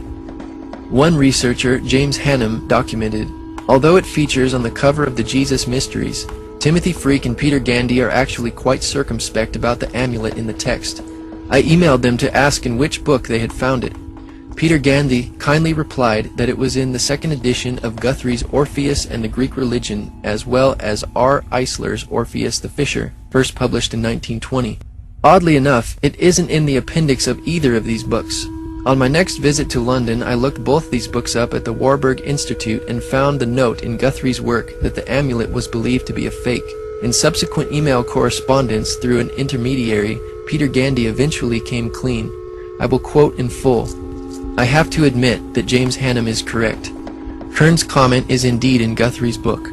In sum, Not only is the amulet shown in the film Zeitgeist and on the cover of the Jesus Mysteries a fake, but at least one author of the book knew it was a fake and kept quiet about it until now. This displays the dishonesty of Zeitgeist's freaking Gandhi, discrediting their researching abilities. First, let me say something about Freaking Gandhi's book. I do not recommend that book. I would prefer that no one ever read it. It's only marginally better than Percy Graves' work. Their research is on key parts, it's shoddy, and their source citation is minimal, problematic. There's no way to know when they've gotten something right or wrong without redoing all their research, which makes their book useless. And that's the same complaint I had against Graves' book. To figure out what's in there that's even correct, you have to completely redo the whole work, and why even read the book if you're just going to do all the work yourself anyway? Edward Carpenter is cited 8 times, but is hardly a qualified expert in our current inquiry, but was a socialist poet, philosopher, and early gay activist in the late 1800s. Thomas Doane is cited 19 times in Zeitgeist for his work Bible Myths and Parallels in Other Religions. One researcher responds, in chapter 28, page 282 of Doane's book, he asserts the things you mention about the parallels between Jesus and Krishna, or Krishna, as he spells it. He gives the appearance of documenting his assertions about Krishna being crucified and resurrected, for example, in extensive footnotes. But when you check out the footnotes, each one refers not to an original document for its basis, but to another chapter in the same book. In the case of the critical for Christian's assertion, the Resurrection, chapter 23, he then documents his statements about Krishna on page 215 in yet another footnote, this time again not to original documents of any kind, but to other scholars' books. Higgins' Anacalypsis and Asiatic Researches. I was able to find the Asiatic Researches and could only find one sentence there in which the author unknown simply referred, almost as a passing thought, to Krishna having died and returned to his heavenly seat. What kind of argument, much less evidence or proof, is that? Clearly, Doane is making wild and imaginative assertions here. Acharya S., author of The Christ Conspiracy, was the consultant for Zeitgeist. However, when one examines Acharya's bibliographical material, it is proven to be a ripoff from the material from earlier authors cited in the Zeitgeist transcript. Some of Acharya's most cited material comes from The World's 16 Crucified Saviors by Percy Graves. Any allegations of 16 other saviors who all resemble the same characteristics of Jesus is most likely based on this book. However, this book is an unreliable source. Even atheist Richard Carrier criticized, The World's 16 Crucified Saviors is unreliable, but no comprehensive critique exists. Most scholars immediately recognize many of his findings as unsupported and dismiss Graves as useless. After all, a scholar who rarely cites a source isn't useful to have as a reference even if he is right. In response to the lengthy and detailed refutations of Zeitgeist, Acharya S. has recently responded in a short 10-minute internet commercial for her books. We will analyze some of her ideas which have not been previously discussed in this film. Why is the information in Zeitgeist Part 1 not widely known? In the first place, because of blasphemy and heresy laws, in the not-too-distant past, people could lose their jobs, friends, families, or even lives for merely questioning Christian dogma, which caused many people to remain silent on these issues. Here is Acharya's first excuse for not having any evidence for her facts. Yet Acharya does not even present any evidence for her excuse of not having any evidence. The blasphemy and heresy laws to which she refers were imposed by the paganized Roman Catholic Church upon Christians who would not follow the Catholics' perverted religious practices, and the only information that was suppressed by those Catholics was the Bible, because it condemned their actions. Also, much of this information can't be found in English, but it appears in other languages, like Greek, Latin, German, French, Sanskrit, Hebrew, and Egyptian. Unless someone can work in other languages, he or she may never encounter these facts. Now Acharya says the reason you can't validate the things she says is because she got them from other languages, and since we can't understand those languages, she is going to avoid referencing them altogether. Many of these parallels between Christ and other gods and goddesses of the ancient world cannot be found in encyclopedia entries, and these seem to be where most of the debunkers are getting their information from. Now she claims the facts cannot be found in encyclopedias and dictionary entries, yet she cites them. Notice the contradiction here. Acharya is citing the very sources which she claims cannot be used to validate her claims. By her own admission, she is not an expert. And reading encyclopedia entries does not make an expert out of anyone. Within 49 pages, she cites Wallace Budge 47 times, who is also cited 5 times in the Zeitgeist transcript. But the unreliability of Budge's work is even recognized by Acharya in the footnote of her companion's guide. She says, "I am aware of the debate concerning Dr. Budge's work, a controversy that some have suggested represents a form of rivalry not uncommon in the academic world or in the world at large. I personally have found nothing egregious about his discussion of the Egyptian religion in English, although I cannot vouch for everything in his hieroglyphic dictionaries, for instance, which are considered outdated in their system of transliterations, but which nevertheless appear to be sound overall." Scholars in past eras were less specialized, and they did in fact make these connections within comparative religion, as my research demonstrates. In reality, Acharya's research does not demonstrate or validate these connections. Even critical non-Christian scholars have rejected Acharya S.'s research, among whom is Dr. Bob Price, who said, "She is quick to state as bald fact what turns out to be, once one chases down her sources, either wild speculation or complex inference from a chain of complicated data open to many interpretations." One of the most intriguing claims made repeatedly in these books is that among the mythical predecessors of Jesus as a crucified God were the Buddha, the blue-skinned Krishna, and Dionysus. Is there any basis to these claims, which Murdoch just drops like a ton of bricks? Again, she does not explain where they come from, much less why no available book on Buddha, Krishna, or Dionysus contains a crucifixion account. When Murdoch speaks of the Christ conspiracy, she means it. She really believes the people got together and cooked up early Christianity like a network sitcom. Some of these parallels between Jesus and the other gods represent mysteries, such that these mysteries were not readily recorded. If these mysteries were not written down, then there is no evidence. But somehow Acharya has made a case, despite the lack of evidence. I incorporate many pre-Christian primary sources, as well as the works of scholars highly credentialed in the appropriate fields. Actually, none of these sources predate Christianity. Primary sources or the works of highly credentialed scholars. For example, the parallels between Christ and the god Attis, who was brought up in Zeitgeist, are discussed by Dr. Andrew T. Fear, a professor of classics and ancient history at the University of Manchester in England. Even Dr. A.T. Fear, Acharya's source, says that the resurrection of Attis did not appear until the beginning of the 4th century, inspired by Christianity, not vice versa. Attis, too, with his strong emphasis on resurrection, seems to be a latecomer to the cult. The stress on the Hilaria as celebrating the resurrection of Attis also appears to increase at the beginning of the 4th century A.D. It is important to remember that here we are discussing a period of centuries, not merely years. They do seem to have been provoked by a need to respond to the challenge of Christianity. Obviously, this is one of Acharya's strongest claims in support of her facts, since it made the cut into her 10-minute commercial. But her own source, Dr. Fear, embarrassingly admits that these similarities between Attis and Jesus were borrowed from Christianity and not the other way around, as she alleges. The idea of the Indian god Krishna's mother being a virgin is not widely known and is therefore said to be wrong. As demonstrated earlier, the Indian literature says just the opposite, that Devaki had 7 children before Krishna was born. The Bhagavad Gita is then shown on the screen, which is misleading because there is no record in the Bhagavad Gita or Mahabharata of a virgin birth for Devaki. We should keep in mind that shouts for primary sources serve to remind us that Christians went on a rampage to censor and obliterate everything outside of their faith. In fact, these censors destroyed a huge amount of the type of evidence that we're discussing here. Again, she makes excuses for not having any evidence or proof for her thesis, and warns us against those who would ask for such evidence. Without any evidence, the Jesus myth and astrotheology concepts are negligible. While it is true that the wise men, magi, or kings are not numbered in the New Testament, their gifts are numbered as 3 at Matthew 2:11, gold, frankincense, and myrrh. The only problem here with her interpretation is that the number of gifts does not determine how many magi there were. For example, in 2 Chronicles 21:3, there were also 3 gifts of silver, gold, and precious things presented to the sons of King Jehoshaphat. Yet there was not 3 contributors, but 1. There could have been numerous magi. The Bible does not specify how many magi there were because it is not an issue like Acharya S. makes it out to be.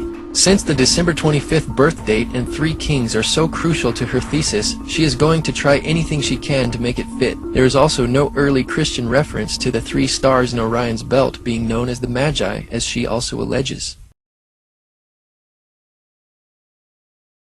Next, we will demonstrate how the modern proponents of the Jesus myth theory and sources behind Zeitgeist and Acharya S.'s work are typically advocates of Freemasonry, Theosophy, and the New Age, which are all very similar belief systems whose goal, like that of the Zeitgeist movement, is the elimination of Christianity and a utopian society, or paradise, as presented in the Zeitgeist Addendum film.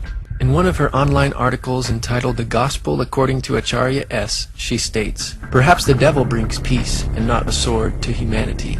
Considering how many people have been killed in the name of God and not the devil, maybe the world is worshipping the wrong entity."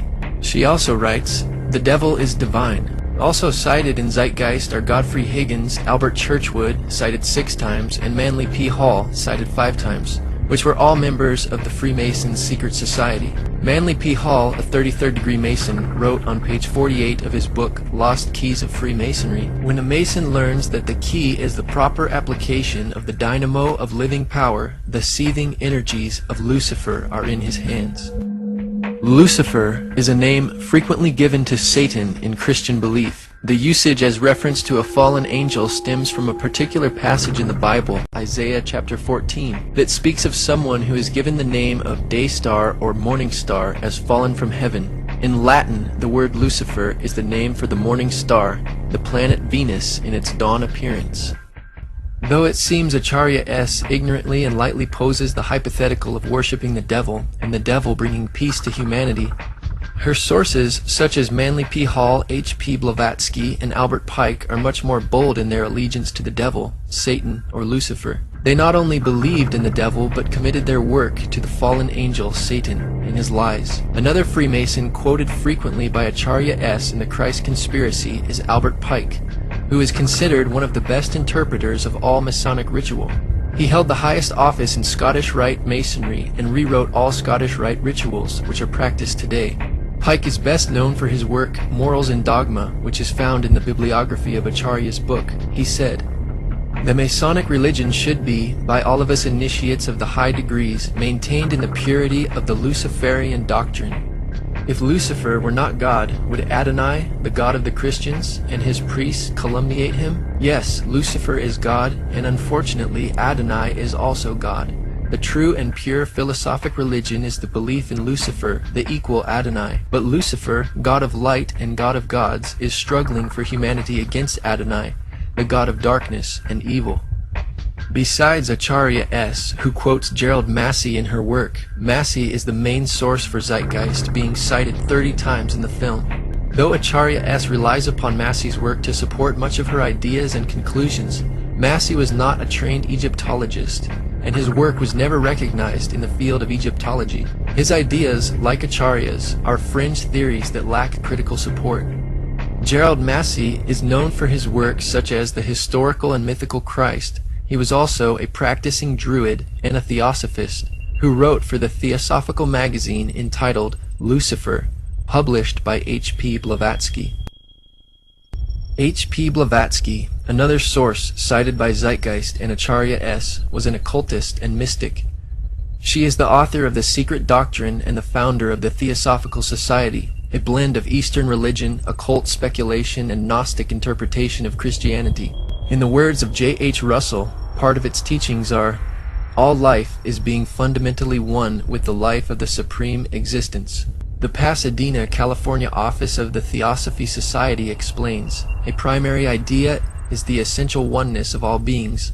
Life is everywhere throughout the cosmos because all originates from the same unknowable divine source." These ideas are repeated in the Zeitgeist movement.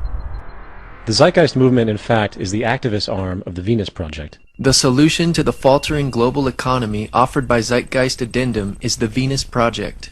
Venus, also known as the morning star, is also synonymous with Lucifer.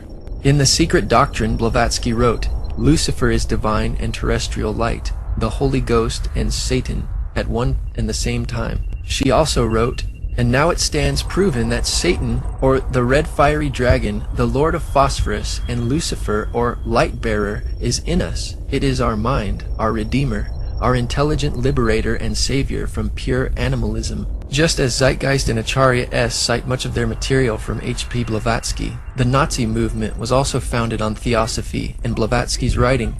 Blavatsky's book, The Secret Doctrine, which is cited by Acharya S. in the film Zeitgeist, was known to be an inspiration to Adolf Hitler, specifically towards his ideas about superior and inferior races. In section 3 of Blavatsky's book, The Key of Theosophy, she wrote of the 3 objects of theosophy. 1. To form the nucleus of a universal brotherhood of humanity without distinction of race, color, or creed. 2. To promote the study of Aryan and other scriptures of the world's religion and sciences. She also writes, the Theosophical Society is not then a political organization? Certainly not. It is international in the highest sense in that its members comprise men and women of all races, creeds, and forms of thought, who work together for one object, the improvement of humanity, but as a society it takes absolutely no part in any national or party politics. Notice the similarity in the objects of the Zeitgeist movement, stated by Peter Joseph. The Zeitgeist movement is not a political movement. It does not recognize divisionary notions such as nations, governments, races, religions, creeds, or class. Rather, we see the world as one organism, with the human species as a singular family. What the Venus Project represents and what the Zeitgeist movement hence condones could be summarized as the application of the scientific method for social concern. Today, the modern New Age revival can be traced back to H.P. Blavatsky and the founding of the Theosophical Society. Blavatsky's prize pupil, Alice Bailey, developed Blavatsky's teachings into an organized system and coined the term New Age. Bailey taught that humanity must achieve enlightenment by realizing its divinity. Bailey's teachings are kept alive today by the Lucis Trust. The organization was originally called the Lucifer Publishing Company, according to a statement on their website, because Bailey considered Lucifer, the fallen angel, a positive principle, as did H.P. Blavatsky, whom they cite as a great teacher. Though Acharya S. is not a practicing theosophist, Freemason, or Druid like her sources, she does demonstrate loyalty to the New Age movement, which is no different. On page 416 of the Christ Conspiracy, she says, despite the vilification of the so-called New Age movement, the fact is that we are entering into a New Age. The age referred to in the Gospel tale is that of Pisces, and through contrivance and duplicity, coercion and slaughter, the fish god Jesus, the Piscean solar avatar, has indeed been with us. But now it is the close of the age, and his time is over. As Hancock says, we live today in the astrological no man's land at the end of the age of Pisces, on the threshold of the New Age. The Zeitgeist movie opens with a quote from Jordan Maxwell's Inner World of the Occult. The more you begin to investigate what we think we understand, where we came from, what we think we're doing, the more you begin to see we've been lied to. Maxwell was also heavily influenced by H.P. Blavatsky and Theosophy. Helena Petrovna Blavatsky? Yes. Yes, I have all of her works. I think her best work was Isis Unveiled, Part 2, which is theology. Right. And that was an exceptional work. I think that Helena Petrovna Blavatsky, the Russian mystic, was a very wise and preceptive lady. Manly Palmer Hall, one of my very good friends. Manly Palmer Hall, one of my very good friends. This main authority behind Zeitgeist and proponent of the New Age, Jordan Maxwell, believes he was put here by aliens to start his own religion. He is also one of Acharya's sources for the Christ Conspiracy. 2 white glowing objects came in very slow. They were not flying as such. They appeared to be just electronically or magnetically floating. And as they floated overhead, 5 more came in behind them. And at that point, I totally went ballistic. I decided to rent a convertible and drive back up to Area 51 by myself, and no one knew this, and go back out to where we had this experience by myself, which I did. About a month later, now we're at the beginning of summer, I get a phone call from Paul, my publisher, who lives in Escondido, right down by San Diego. And he's telling me about this young lady who was a past life regressionist. And he said, you got to go see this girl, she's sensational. And she says, well, and I'm just telling you what she said. She said, they are Pleiadians, and they have brought you here to do something. And you are ultimately going to be a emissary, was the word, an emissary for them. They're going to channel through you. They're going to use you, and they will speak through you.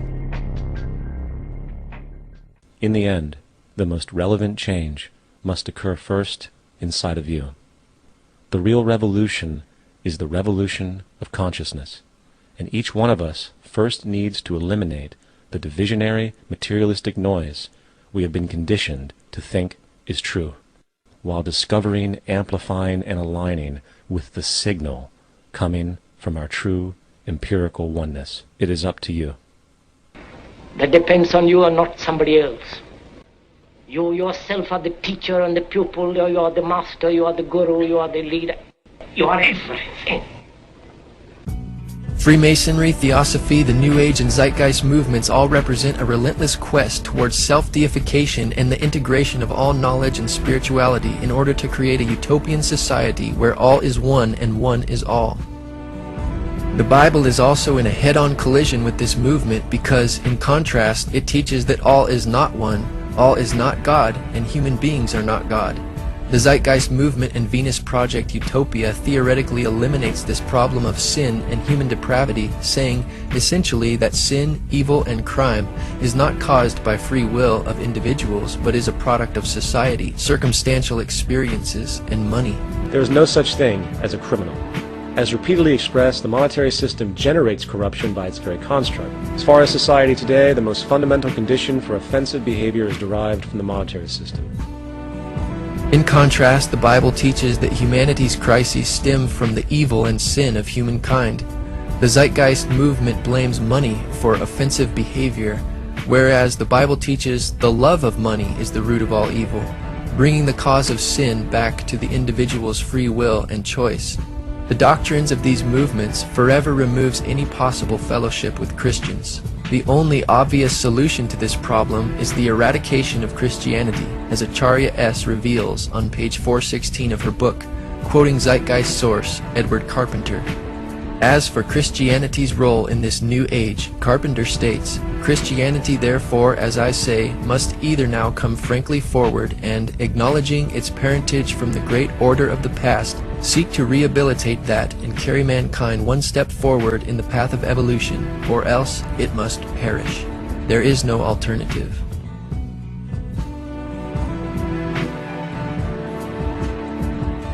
The Apostle Paul cites the resurrection of Jesus from the dead and its subsequent effect upon all mankind as the proof that God exists, that Jesus is his Son, and that the redemption of all those who obey God and his word is assured by his personal triumph over the grave. Obviously, the Zeitgeist movement will label the resurrection another myth, as they do with Jesus' historical existence. A cardinal doctrine of the Christian faith is the death and resurrection of Christ. This notion is so important that the Bible itself states, "And if Christ be not risen, then is our preaching vain, and your faith is also vain." It is easy to take the previous verse from Paul's letter to the Corinthians out of context when it is not quoted in its entirety. Paul was making a point in rebuking those who said there was no resurrection, even though Jesus was resurrected. Paul said, "But now is Christ risen from the dead, and become the first fruits of them that slept." Yet it is very difficult to take this account literally, for not only is there no primary source denoting this supernatural event in secular history, awareness of the enormous number of pre-Christian saviors who also died and were resurrected immediately puts the story in mythological territory by association. Also claiming that there is no primary source denoting this supernatural event in secular history is inaccurate. Unlike Zeitgeist claims about the Jesus myth, the New Testament uses primary sources. The writers of the New Testament wrote as eyewitnesses from first-hand information. In addition to the non-biblical sources, the four Gospels are primary and authentic sources for the life of Jesus. Richard Bauckham, professor of the New Testament at University of St. Andrews, Scotland, wrote in his book Jesus and the Eyewitnesses, "The Gospels were written within living memory of the events they recount. Mark's Gospel was written well within the lifetime of many witnesses, while the other three canonical Gospels were written in the period when the living eyewitnesses were becoming scarce, exactly at the point in time when their testimony would perish with them were it not put in writing. This is a highly significant fact, entailed not by unusually early datings of the Gospels, but by the generally accepted ones. We imagine the traditions passing through many minds and mouths before they reach the writers of the Gospels, but the period in question is actually that of a relatively, for the period, long lifetime." Religious belief has caused more fragmentation and conflict than any other ideology. Christianity alone has 34,000 different subgroups. The Bible teaches Christians to be unified in love, regardless of how many professing Christians today behave contrary. Concerning church subgroups, the Apostle Paul spoke against the Corinthian church creating divisions and strife, saying it was carnal to do such in 1 Corinthians 3:3-11. Christianity, along with all other theistic belief systems, is the fraud of the age. On the contrary, part 1 of the movie Zeitgeist is in every respect a fraud. This film professes to present the authoritative truth on what Christianity and pagan religions teach, yet genuine academic research and scholarship blatantly refutes the vast majority of these claims and strongly supports historic Christianity. In terms of Peter Joseph's ludicrous astrological and historical assertions, there is truly nothing new under the sun. The point raised by Zeitgeist about the Book of Revelation and the end times is important for the reason that this constant talk by Christian evangelicals may actually bring about Armageddon by setting up Christians to do battle. And I firmly believe we must not let that happen. Anybody who professes to be a Christian and does battle, as Acharya put it, is a wolf in sheep's clothing, a false prophet which is known by their fruits, according to Jesus in the Bible. Jesus disarmed every Christian by his words to Peter when he said, "Put up again thy sword into his place, for all they that take the sword shall perish with the sword." Though many wars have been fought in the name of Christianity, these wars were in direct disobedience to Jesus' commandments. Jesus said, "Blessed are the peacemakers, for they shall be called the sons of God." Jesus taught to bless them that persecute and curse you and love your enemies. The Bible says that God hates people who love violence in Psalm 11:5. John the Baptist said to do violence to no man in Luke chapter 3 verse 14. Thus the Bible leaves no exceptions for a Christian to do battle if they are to obey its teachings. Commonly, people misunderstand the difference between the Old Covenant and New Covenant. The New Covenant is God's revelation to all mankind through Jesus Christ, his Son. The Old Covenant had symbols and shadows for the Jewish people of the New Covenant. Circumcision was a symbol of spiritual circumcision of the heart. Solomon's temple was a symbol of the spiritual temple of the church. The Old Covenant had its laws written upon tablets of stone, while the New has Jesus' commandments written upon his people's hearts. And the physical battles in the Old Testament were a symbol of the spiritual warfare against sinful flesh, which does not involve physical weapons of warfare. Contrary to Acharya's interpretation, the book of Revelation is clear in that the beast or evil world empire is given power over all nations to make war with Christians and overcome them. Jesus authoritatively told Pilate, "If my kingdom were of this world, my servants would fight," implying that his kingdom is not of this world, and this is why the true servants of Jesus do not fight. Jesus also said, "From the days of John the Baptist until now, the kingdom of heaven suffers violence, and the violent take it by force." The only way to recognize a true Christian, according to the Bible, is by their love, because God is love. Regardless of whether or not somebody calls themselves a Christian, Jesus said, "The word that I have spoken, the same shall judge him in the last day."